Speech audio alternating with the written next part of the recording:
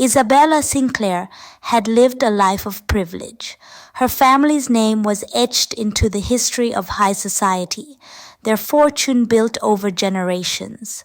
She walked through life with her head high, looking down on those she deemed beneath her. People of different backgrounds, those who struggled financially. She believed they simply weren't trying hard enough. To Isabella, wealth was a mark of superiority, and race was a silent divider she never questioned. She had been taught, directly and indirectly, that her world was separate from theirs. Then everything changed. Her father's business empire crumbled overnight due to a fraudulent partner.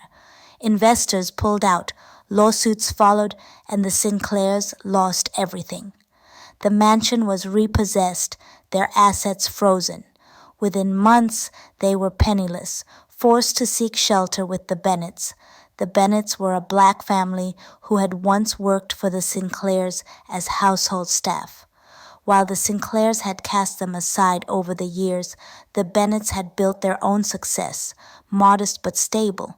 When they heard of the Sinclairs' downfall, they offered their spare rooms out of kindness, despite years of being treated as less than. For Isabella, the transition was unbearable. Gone were the grand staircases, the maids who served her, and the designer clothes. Now she shared a cramped room with the Bennets' teenage daughter Maya, who wasted no time challenging her arrogance. "You're acting like you're better than us, but where did all that wealth get you?" Maya said one evening as Isabella complained about sharing space. Isabella's cheeks burned. She wanted to snap back, but she had no defense. Days turned to weeks. She was forced to work for the first time in her life, taking a job at a local diner where she saw the same people she once dismissed. Single mothers struggling to pay bills, immigrants working 2 shifts to provide for their families. She saw their exhaustion, their resilience. For the first time, she saw them as people, not statistics or nuisances. One night, after a long shift, she sat with Maya in the small but warm living room.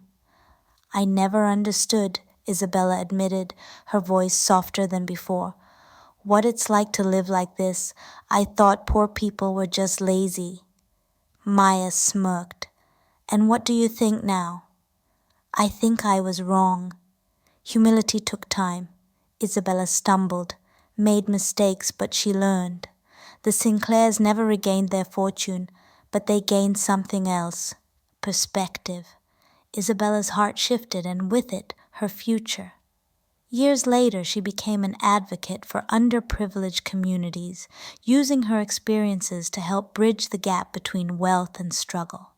She realized that no one was inherently better than another, and life had a way of humbling those who refused to see beyond themselves.